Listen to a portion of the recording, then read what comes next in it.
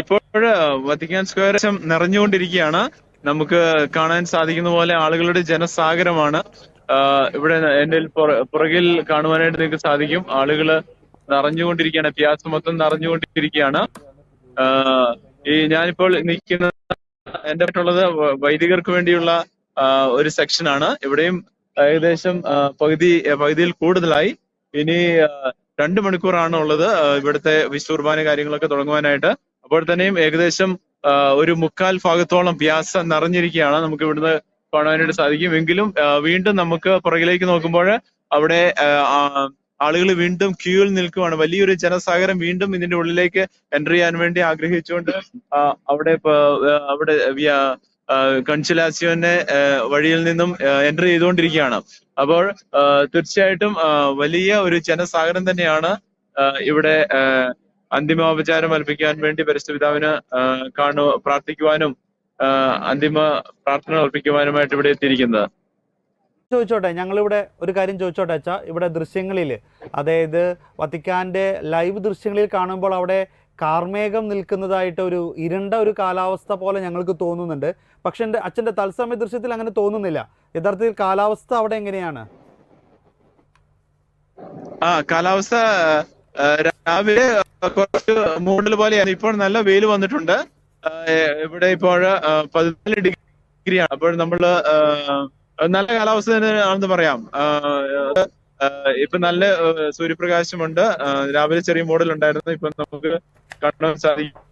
മറ്റേ ലൈവ് ഇതിൽ ചെറിയ മോഡൽ പോലെയാണ്. പക്ഷെ ഇവിടെ ഇപ്പോഴും നല്ല വെയിലുണ്ട്. അത്യാവശ്യം നല്ല ക്ലിയർ കാലാവസ്ഥ തന്നെയാണ്.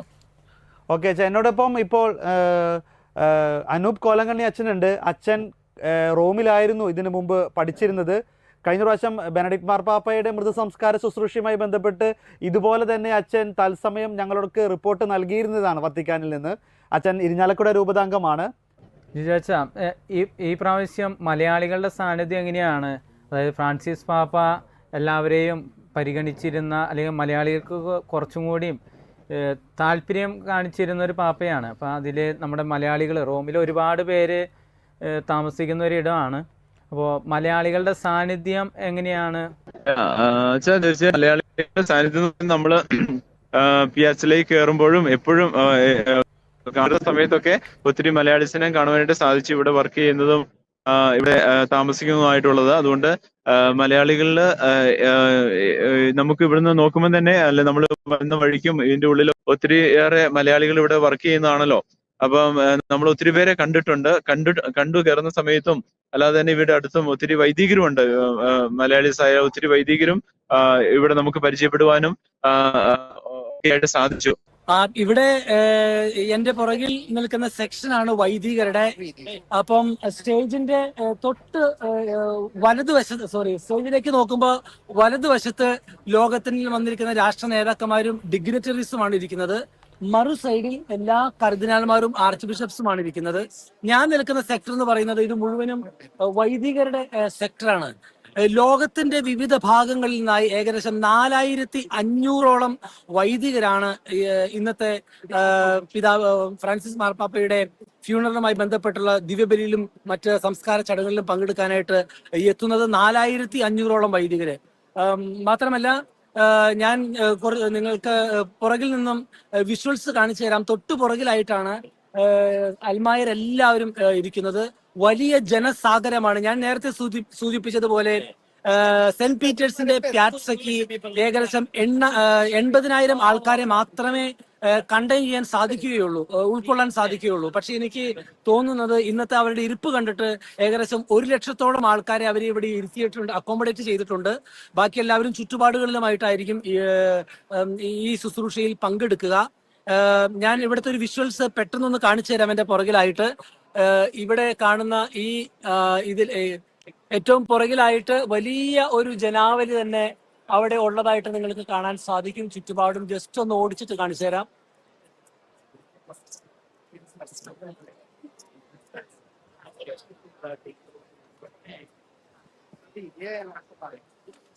മറ്റൊരു കാര്യം എന്ന് പറയുന്നത്, നമ്മൾ സാധാരണയായി എയർപോർട്ടുകളിൽ പോകുമ്പോൾ മറ്റു രാജ്യത്തേക്ക് യാത്ര ചെയ്യുമ്പോൾ എങ്ങനെയാണോ സെക്യൂരിറ്റി ചെക്ക് നടക്കുന്നത്, അതുപോലെ തന്നെ അല്പം കൂടി സ്ട്രിക്റ്റ് ആയിട്ടാണ് ഇവിടെയുള്ള എല്ലാ സെക്യൂരിറ്റി ചെക്കിങ്ങും നടക്കുന്നത്.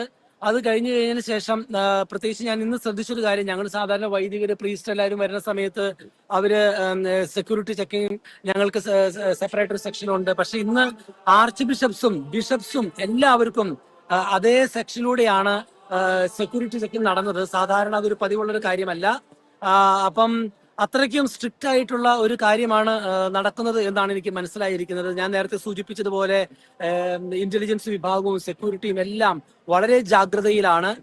മറ്റൊരു വാർത്ത എന്ന് പറയുന്നത് American president Donald Trump already വത്തിക്കാനിൽ എത്തിക്കഴിഞ്ഞു. മറ്റ് രാഷ്ട്ര നേതാക്കന്മാരും എല്ലാവരും എത്തിയിട്ടുണ്ട്. നേരത്തെ സൂചിപ്പിച്ചതുപോലെ 165 രാജ്യങ്ങളിൽ നിന്നായിട്ടാണ് ഒഫീഷ്യൽ ഡെലിഗേറ്റ്സ് ഇവിടെ വരുന്നത്. അൺഒഫീഷ്യലായിട്ട് മറ്റ് രാജ്യങ്ങളിൽ നിന്നും ഒത്തിരി പേര് എത്തിച്ചേർന്നിട്ടുണ്ട്. തീർച്ചയായിട്ടും അച്ഛൻ പറഞ്ഞതുപോലെ തന്നെ ഡൊണാൾഡ് ട്രംപിന്റെ ഒരു സന്ദർശനം അത് എല്ലാ മാധ്യമങ്ങളുടെയും ഒരു ഉറ്റുനോക്കലാവില്ലേ? കാരണം ഫ്രാൻസിസ് മാർപ്പാപ്പ അദ്ദേഹത്തെ പല കാര്യത്തിലും വിമർശിച്ചിരുന്നു. അതുപോലെ തന്നെ അമേരിക്കയും വത്തിക്കാനോട് ചില കാര്യങ്ങളിലൊക്കെ മറുപടി നൽകിയിരുന്നു ആ ഒരു കുടിയേറ്റ വിഷയവുമായി ബന്ധപ്പെട്ട് ട്രംപിന്റെ. അതിനെ എങ്ങനെയായിരിക്കും എല്ലാ മാധ്യമങ്ങളും ലോകവും എല്ലാം ഈ ഒരു ട്രംപ് ഫ്രാൻസിസ് മാർപ്പാപ്പയുടെ ഈ ഒരു മൃതസംസ്കാര ശുശ്രൂഷയിൽ പങ്കെടുക്കുമ്പോൾ കാണുന്നത്? എനിക്ക് തോന്നുന്നത് ഐഡിയോളജിക്കൽ പൊളിറ്റിക്കൽ കാര്യങ്ങൾ നമ്മൾ മാറ്റിവെച്ച് ചിന്തിക്കേണ്ട ഒരു സമയം തന്നെയാണ് ഇത്. കാരണം എത്ര വലിയ ഡിഫറൻസ് ഉണ്ട് എന്ന് പറഞ്ഞാലും മാർപ്പാപ്പ എന്തിനു വേണ്ടി നിലകൊണ്ടു എന്നുള്ള വലിയ ഒരു ഉൾക്കാഴ്ച അമേരിക്കൻ പ്രസിഡന്റ് ഡൊണാൾഡ് ട്രംപിന്റെ ഉള്ളിൽ തീർച്ചയായിട്ടും ഉണ്ട്. കാരണം മാർപ്പാപ്പ വാദിക്കുന്നത് മനുഷ്യർക്ക് വേണ്ടിയിട്ടാണ്. അൾട്ടിമേറ്റ്ലി നമ്മളുടെ പരിശുദ്ധ പിതാവ് ഫ്രാൻസിസ് മാർപ്പാപ്പ നിലകൊണ്ടത് ലോകം മുഴുവനും എല്ലാ രാജ്യങ്ങൾക്കും വേണ്ടിയിട്ടുള്ളത് ആണ് എന്നുള്ളൊരു കാര്യം തീർച്ചയായിട്ടും അദ്ദേഹത്തിനും അറിയാം. അതുകൊണ്ടാണല്ലോ ഇത്രമാത്രം ഓരോ കാര്യങ്ങളെക്കുറിച്ച് മാർപ്പാപ്പ അഭിപ്രായപ്പെട്ടിട്ടും അതൊക്കെ സ്നേഹപൂർവ്വം ഉള്ളുകൊണ്ട് സ്വീകരിക്കുകയും അല്ലെങ്കിൽ ഈ ഒരു സാഹചര്യത്തിൽ ഇത്രമാത്രം ത്യാഗം സഹിച്ച് ഡൊണാൾഡ് ട്രംപ് മാത്രമല്ലല്ലോ അമേരിക്കൻ സെക്കൻഡ് ലേഡി കൂടി വന്നിട്ടുണ്ടല്ലോ അദ്ദേഹത്തിന്റെ കൂടെ. അപ്പൊ എനിക്ക് തോന്നുന്നത് ലോകത്തിലെ എല്ലാ നേതാക്കന്മാരും പ്രത്യേകിച്ച് American president Donald Trump ideologically politically വ്യത്യസ്തമായ ചില നിലപാടുകൾ സ്വീകരിച്ചതായിട്ട് നമ്മൾ കാണപ്പെടുന്നുണ്ടെങ്കിൽ കൂടി അതൊന്നും ഇവിടെ പ്രസക്തമല്ല. ലോകം മുഴുവനും അനിഷേധ്യമായ രീതിയിൽ ആദരിക്കപ്പെട്ട സ്വീകരിക്കപ്പെട്ട വലിയൊരു നേതാവ് തന്നെയാണ് നമ്മുടെ പ്രിയപ്പെട്ട ഫ്രാൻസിസ് പിതാവ്. അതിനുള്ള അംഗീകാരമാണ് ലോക നേതാക്കന്മാരെല്ലാവരും തന്നെ അമേരിക്കൻ പ്രസിഡന്റ് ഉൾപ്പെടെ ഇവിടെ എത്രയും പെട്ടെന്ന് എല്ലാ കാര്യങ്ങളും അവരുടെ മറ്റു മാറ്റിവെച്ച് ഈ ഒരു ശുശ്രൂഷയിൽ പങ്കെടുക്കുവാനും പ്രിയപ്പെട്ട നമ്മളുടെ ഫ്രാൻസിസ് പിതാവിന് ആദരാഞ്ജലികൾ അർപ്പിക്കുവാനും വേണ്ടി അവർ ഇവിടെ എത്തിച്ചേർന്നിരിക്കുന്നുള്ളത് തീർച്ചയായും നമുക്ക് അഭിമാനിക്കാവുന്ന ഒരു കാര്യമായിട്ടാണ് നാം കാണേണ്ടത്.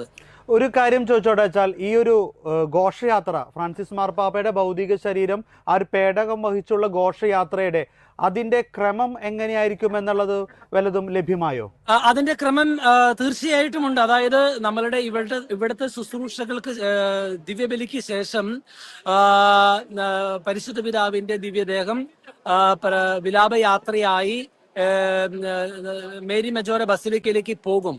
ഞാൻ നേരത്തെ സൂചിപ്പിച്ചതുപോലെ അതായത് ഇവിടെ നിന്ന് ഫ്രാൻസിസ് പിതാവിന്റെ മൃതദേഹം കൊണ്ടുപോകുന്നത് പ്രത്യേകമായ വാഹനത്തിലായിരിക്കും.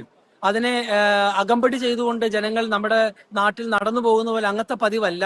മറിച്ച് ഈ പ്യാറ്റ്സയിലുള്ള എല്ലാ ജനങ്ങളും, വൈദികരും സിസ്റ്റേഴ്സും എല്ലാവരും ഇവിടെ ഉള്ളവരും അതുപോലെ തന്നെ ബിഷപ്സും ആർച്ച് ബിഷപ്സും എല്ലാം തന്നെ അവരിവിടെ നിന്നുകൊണ്ട് സ്ക്രീനിലായിരിക്കും അവിടുത്തെ ചടങ്ങുകൾ ഇവിടെ പങ്കെടുക്കുക.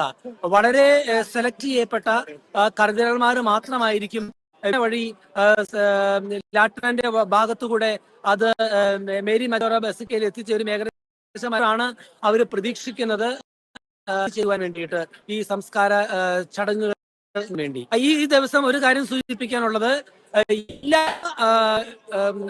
ട്രാവൽ ഫെസിലിറ്റീസും സസ്പെൻഡ് ചെയ്യപ്പെടുകയാണ്. ബസ്സുകളോ അല്ലെങ്കിൽ മെട്രോകളോ ഒന്നും സഞ്ചാര യോഗ്യമായിരിക്കുകയില്ല. അതെല്ലാം സസ്പെൻഡ് ചെയ്യപ്പെടുകയാണ് ആ നിമിഷങ്ങളിൽ. അച്ഛാ, അവിടെ ട്രാഫിക് ഇപ്പോൾ എങ്ങനെയാണ്? ഇപ്പോൾ വത്തിക്കാൻ സിറ്റിയിൽ ബ്ലോക്ക് ഉണ്ടോ? യാത്ര എല്ലാ വഴികളും അടച്ചിട്ടിരിക്കുകയാണോ? അല്ല, ജനങ്ങൾക്ക് വരുവാൻ വേണ്ടി വളരെ പരിമിതമായ ചില പ്രത്യേക വഴികൾ മാത്രം ക്രമീകരിക്കുകയും മറ്റെല്ലാ സ്ഥലങ്ങളും തീർച്ചയായും ഇവർ മുൻകൂട്ടി പ്ലാൻ ചെയ്തതുപോലെ ബ്ലോക്ക് ചെയ്തിട്ടിരിക്കുകയാണ്. പക്ഷേ ഇവിടെ ശുശ്രൂഷകൾ ആരംഭിച്ചു കഴിഞ്ഞ് കുറച്ച് സമയം തീർച്ചയായും മറ്റ് സഞ്ചാര പാതകളെല്ലാം അടയ്ക്കുമെന്നാണ് മനസ്സിലാക്കുന്നത്.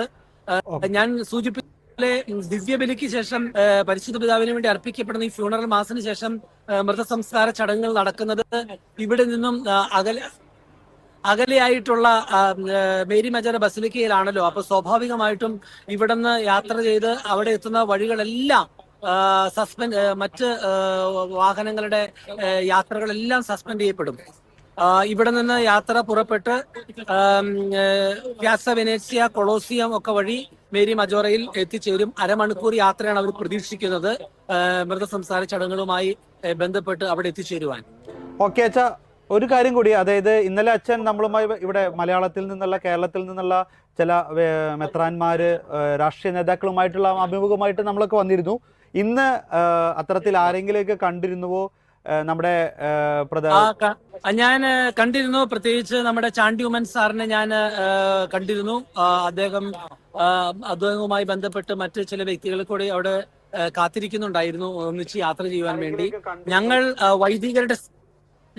വൈദികരുടെ സെക്ടർ വേറെ സെപ്പറേറ്റ് ആയതുകൊണ്ടും 4500ഓളം വൈദികർ ഇതിനകത്ത് പങ്കെടുക്കുന്നത് കൊണ്ടും ഞങ്ങൾ വ്യത്യസ്തമായ റൂട്ടിലൂടെ ഞങ്ങൾ ഇവിടെ എത്തിച്ചേർന്നിരിക്കുകയാണ്.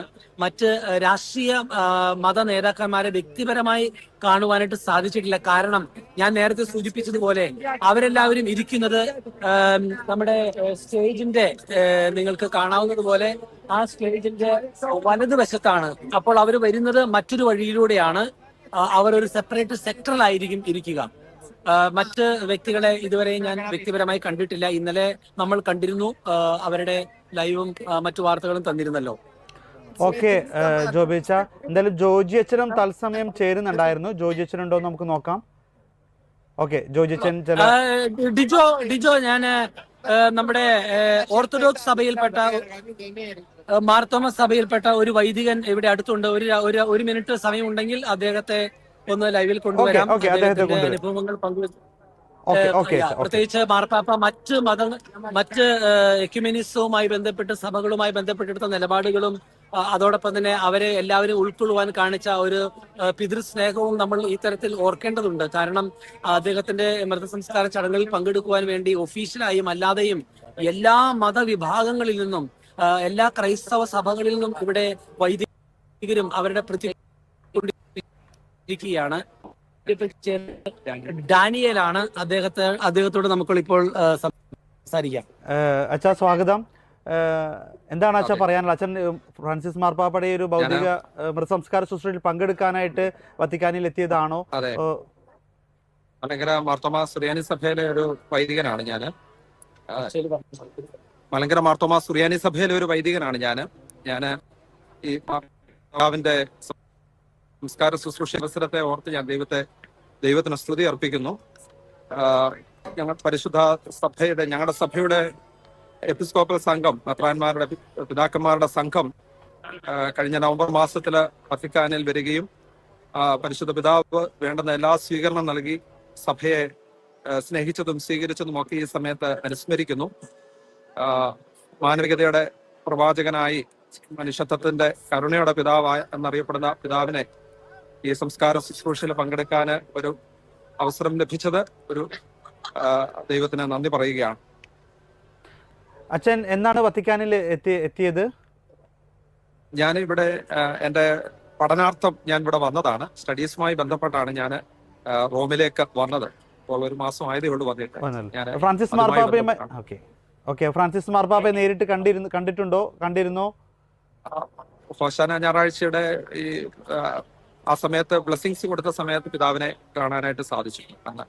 ഈ സമയത്ത് എന്തായാലും ആ ഒരു മരണത്തിന് തൊട്ട് മുമ്പ് പിതാവിന് ഫ്രാൻസിസ് മാർപ്പാപ്പയെ നേരിട്ട് കാണാനുള്ള ഒരു ഭാഗ്യം കൂടി അച്ഛന് ലഭിച്ചു. തീർച്ചയായും.